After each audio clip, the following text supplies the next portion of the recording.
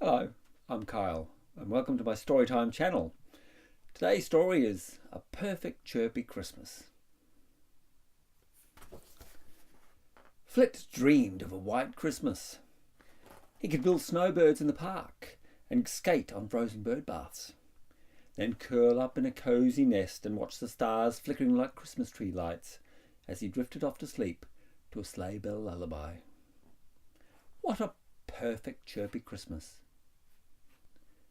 So when the summer sun started shimmering in the clear blue sky, Flit didn't follow his flock to the beach.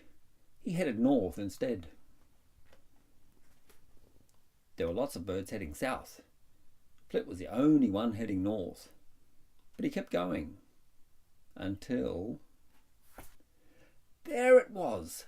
The perfect place for a perfect chirpy Christmas. Flit fluttered and flitted back and forth, gathering up grass stalks. Then he wove them tightly together. Flit's nest was perfect. He couldn't wait for Christmas. The next morning, Flit saw the tomtits shivering on a nearby branch. "Our nest got blown away," said Mr. Tomtit. "Can we stay with you?" "Of course," said Flit. "There's plenty of room in my nest." "Thank you, Flit," twittered the tomtits. "Chirpy Christmas," chirped Flit. But the tomtits' Christmas decorations were so bright, Flit couldn't see the stars. "Oh well," thought Flit, "I'll just have to build a new nest." All the grass stalks were buried beneath the snow, so Flit snapped the ends off tiny twigs and knitted them tightly together. Flit's new nest was almost perfect. He couldn't see the stars, but the city lights flickered like 1,000 Christmas trees while he drifted off to sleep to a gentle jingling of sleigh bells. The next morning, Flit found the larks huddled outside his nest. "A cat discovered our secret nesting place," said Mrs. Lark. "Can we stay with you?" "Of course," said Flit. "No cat can find my nest." "Thank you, Flit," the larks lilted. "Chirpy Christmas," Flit chirped. But the larks' Christmas carols drowned out the sleigh bells. "Oh well," thought Flit, "I'll just have to build a quieter nest." The city was buried under deep snow. The branches were thick with ice. It was hard to find materials for a new nest. Flit fluttered and flitted far and wide, back and forth day after day. There was no time to build snowbirds or to go skating on frozen bird baths. Flit finished his nest just in time for Christmas. It wasn't perfect at all.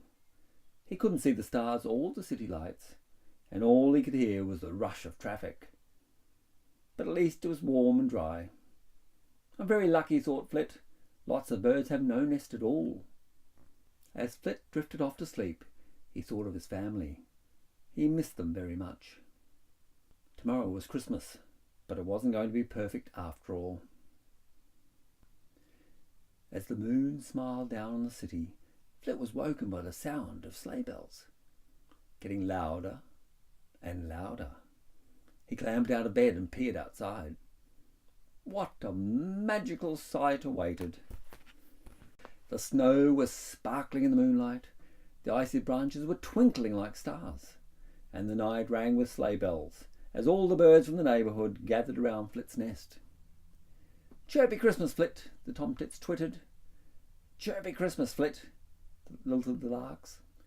"Chirpy Christmas," cheeped the others. "Chirpy Christmas," chirped Flit. They decorated Flit's nest with tinsel and lights, and gave him lots of presents, like mossy blankets and worms pecked fresh that morning. Then they all sang together until the sun blew out the last starry candle on a perfect Christmas day. And the next year, when the summer sun started shimmering in the clear blue sky, Flit headed to the beach with the rest of his flock. A white Christmas was wonderful, But there was no Christmas more perfect than a Christmas with family and friends. That's my story, A Perfect Chirpy Christmas. Hope you enjoyed it, and happy Christmas to everyone.